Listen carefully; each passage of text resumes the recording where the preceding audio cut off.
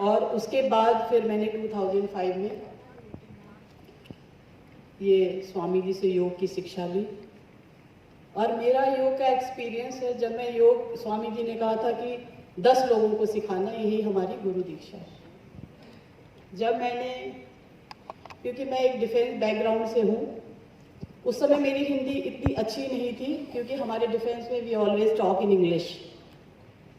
तो मैंने कहा कि ठीक है, अच्छी हिंदी सीखूंगी। और मैंने श्रद्धेय स्वामी जी को रोज सुना और फिर गुना। ऐसा नहीं कि सुना है और उसको गुना नहीं, उसको मैंने मनन किया। क्योंकि मैं जब इस फील्ड में आई हूँ तो वहाँ हिंदी को श्रद्धेय स्वामी जी ने सर्वोपरि रखा। मैं जब सिखाने गई तो मुझे कोई नहीं मिला। बहुत बड़ा पार्क था, बहुत अच्छा था पार्क, पर मिला कोई नहीं। मैंने अपने हस्बैंड से, और मेरे 2 बेटे थे उस समय, तो मैंने अपने दोनों बेटों से कहा कि आप दोनों हमारे, मैं आपकी गुरु बनती हूँ, आप सामने बैठिए, मैं आपको योग सिखाऊंगी। उन्होंने कहा ठीक है। मैंने उनको 2 दिन योग सिखाया, कोई नहीं आया। मैंने कहा नहीं, गुरु आदेश है कि 10 लोगों को सिखाना है। ऐसा हुआ कि मीन्स उसके बाद तीसरे दिन 2 लोग आए। मुझे बड़ा अच्छा लगा, एटलीस्ट कोई तो आया। उसके बाद 4 लोग आए, 4 के बाद मीन्स 50। जबकि मेरी क्लास में मुख्य केंद्रीय प्रभारी पहले आदरणीय जयदीप भाई जी थे, वो भी मेरी कक्षा में गए हुए। साथ ही देवप्रिया जी ने भी मेरी कक्षा देखी है। मेरी कक्षा में ऑलमोस्ट सभी लोग आए थे। फिर धीरे धीरे करते मेरी कक्षा में 100 लोग हो गए। जब 100 लोग हो गए तो उन्होंने मेरे से कहना शुरू किया कि आपकी आवाज़ नहीं आती है पीछे। मैंने कहा देखिए भैया, मैं सुबह सुबह सेवा दे रही हूँ और अब आप मेरे से उम्मीद करते हो कि मेरी आवाज़ नहीं, मेरी आवाज़ तो इतनी है, इससे ज़्यादा मैं नहीं बोल सकती हूँ। दूसरा दिन तब हुआ, सुबह जब मैं गई तो उन्होंने पूरा माइक सिस्टम सब कुछ लाके मेरे लिए रखा था। फिर हुआ क्या कि क्लास में बहुत चर्चा होने लगी। बीच में कुछ ऐसा समय आया कि वहाँ पर भारत विकास परिषद संगठन बहुत बड़ा था और पतंजलि का उस समय उतना वो नहीं था, क्योंकि हम लोग उस समय बच्चे थे। वहाँ पे जब मैं सिखाती थी, अगर मैं कपालभाति करती थी तो वो भाई लोग कुछ और करते थे कि ये चली जाए यहाँ से। और फिर ये भी बोलते थे कि ये पढ़ी लिखी है, अच्छी घर की लगती है, पता नहीं क्यों सुबह रोज आके पार्क में 4 बजे लगा के बैठ जाती है, शायद लगता है गरीब घर की है, इसको शायद पैसे चाहिए। मैं 10 दिन तक तो ये बात सुनती रही, कुछ नहीं बोली, क्योंकि मैंने कहा अभी मुझे सुनना है, सुनाने के वक्त भी आएगा। एक दिन जब मैंने देखा कि मेरी कक्षा में 500 लोग हो गए, मेरी खुद की कक्षा में, उस दिन मैंने कहा आज मेरी ताकत है और मुझे सब सपोर्ट करेंगे। मैं खड़ी हो गई और मैंने कहा today I will tell you which family I belong and what I am. मैंने बताया कि ना तो सिर्फ मैं गुरु आदेश से आई हूँ, ना मुझे यहाँ किसी से पैसे चाहिए, ना मुझे यहाँ से किसी से कुछ चाहिए है। आज ये आलम है कि वो लोग मुझे आचार्य बहन सविता बुलाते हैं और उनके घर में कोई भी फंक्शन होता है तो पहला कार्ड मुझे दिया जाता है। ऐसे मेरी योग की यात्रा चलती रही, बहुत लोगों को योग सिखाया। ये परिवार मैं आपको अब बता रही हूँ जो मेरे साथ घटना घटी थी। पतंजलि परिवार है क्या, श्रद्धेय स्वामी जी ने उस परिवार को कितना बड़ा बनाया है और कितने लोग हमसे जुड़े हैं। ये मुझे पहले से ही पता था, पर लोग जो थे, जो मुझे कहते थे कि ये बावली है, मीन्स बाबा के लिए बावली है, ये सुबह निकल जाती है। एक मेरे जीवन में ऐसी घटना घटी कि मेरे हस्बैंड भी एयरफोर्स में ही पायलट हैं, अभी वो रिटायर हुए हैं।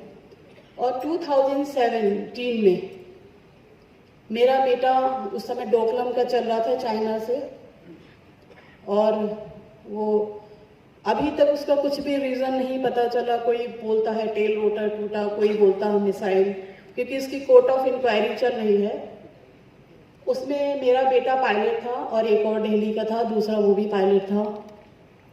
और वो सातों के साथ शहीद हो गए। फिर वहाँ क्या हुआ कि जब पता चला, सुबह मेरे पास न्यूज़ आई कि योर सन इज नो मोर।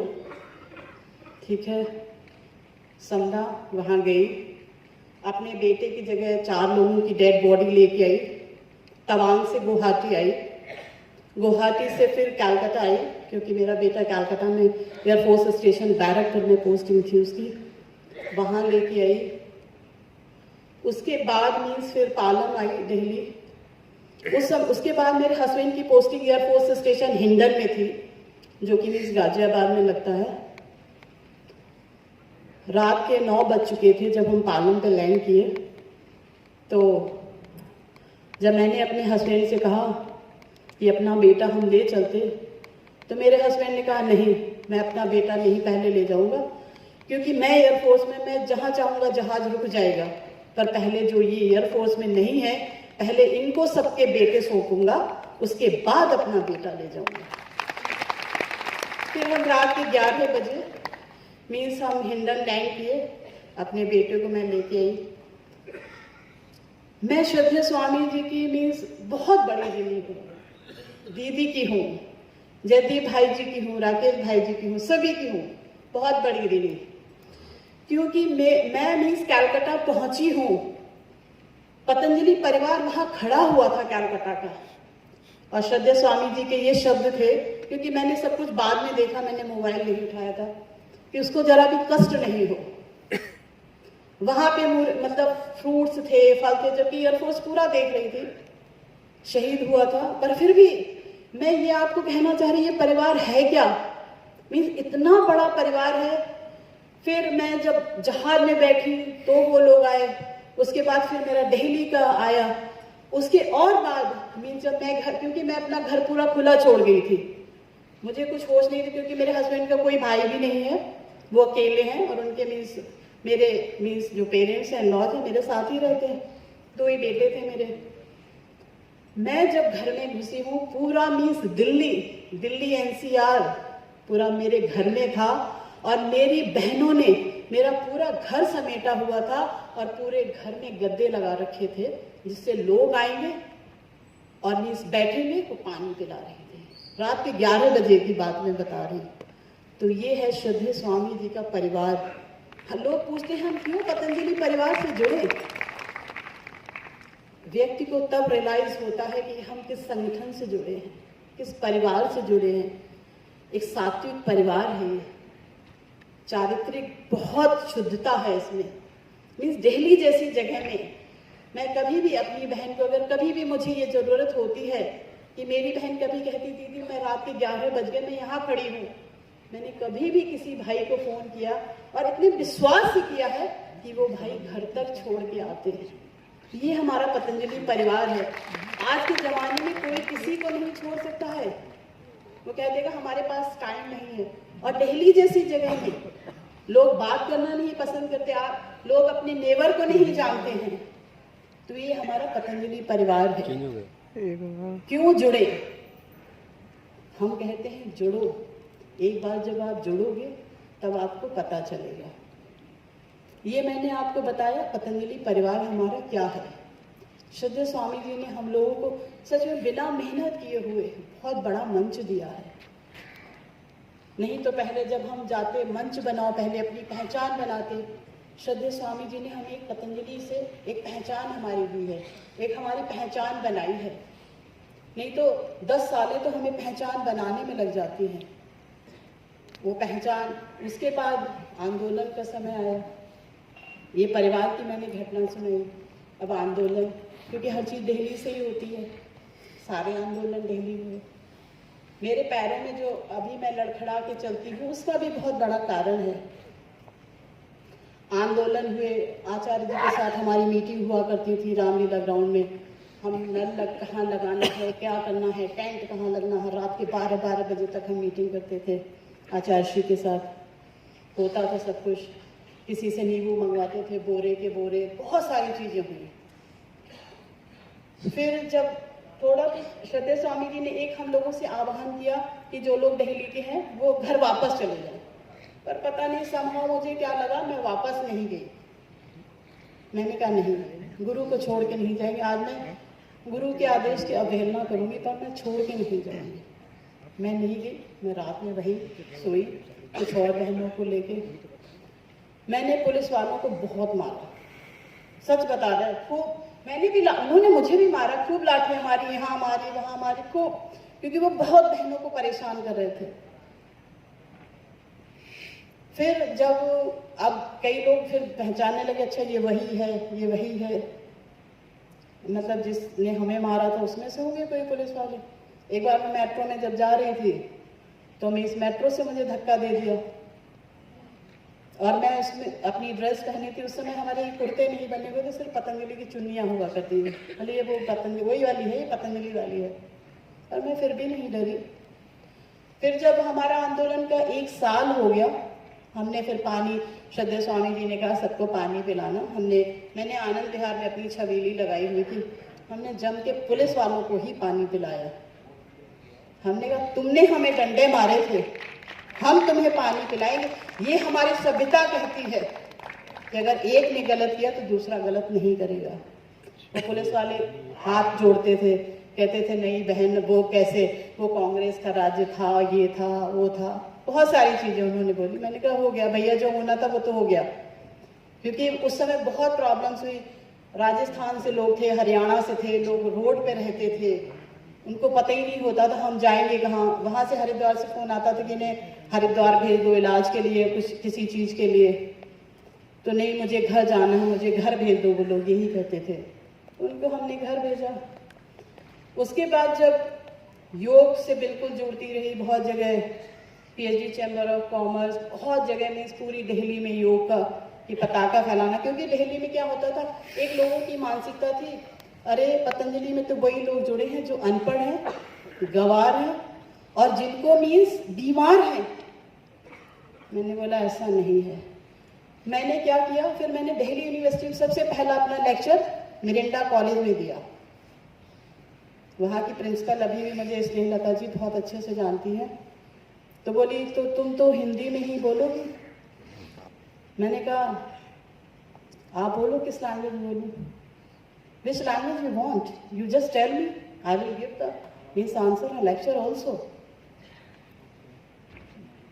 पर मैंने कहा एक है कि मेरे गुरु का आदेश है, राष्ट्रीय भाषा है मेरी Hindi, but I know English also, I know Marathi also, I know Telugu also, बहुत सारी है। मैं फिर उन्होंने कहा कि दीजिए।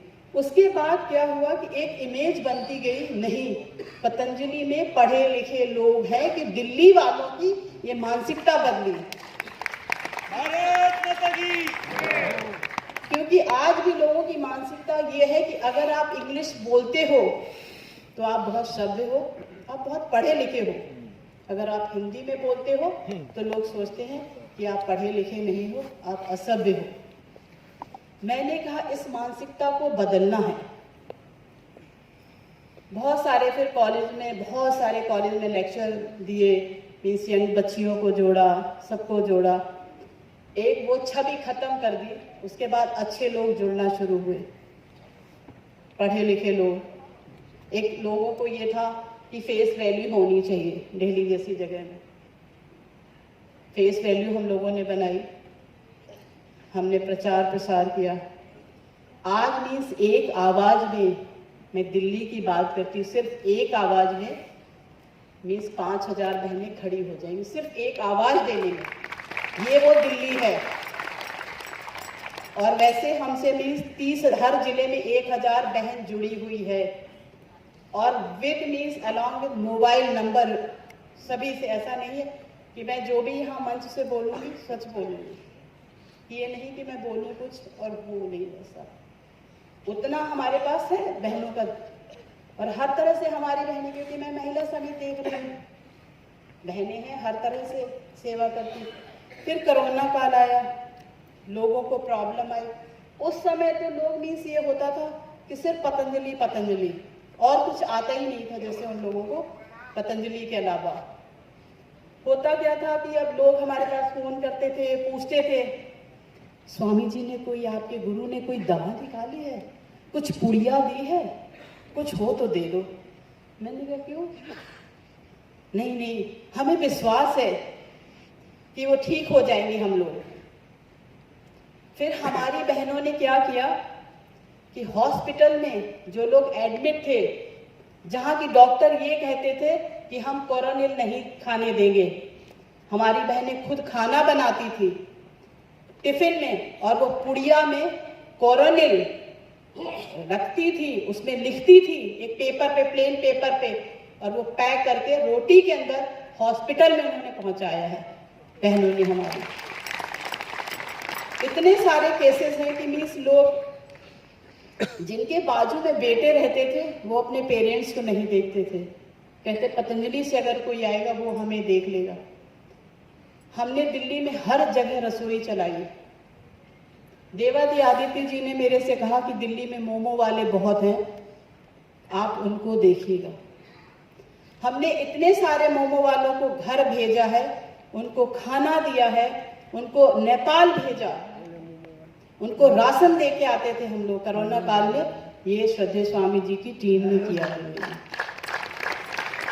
उसके बाद जिनके पेरेंट्स बहुत बीमार हो गए, उनके खुद के बच्चे मीन्स खाना नहीं उनको दे रहे थे, हमारी टीम जाती थी, खाना बना के टिफिन उनको बाहर रख के बेल बजा के आती थी और कहती थी आप खाना उठा लीजिए, खा लीजिए। जब वो 10 दिन के बाद ठीक हुए तो ये कहते थे आपका खाना खा के हम लोग ठीक हो गए। तो ये है श्रद्धेय स्वामी जी का मीन्स बड़ा परिवार। बस मैं इतना ही कहना चाहूँगी, क्योंकि दीदी भी आने वाली है 4 o'clock। जहाँ तक सभी जय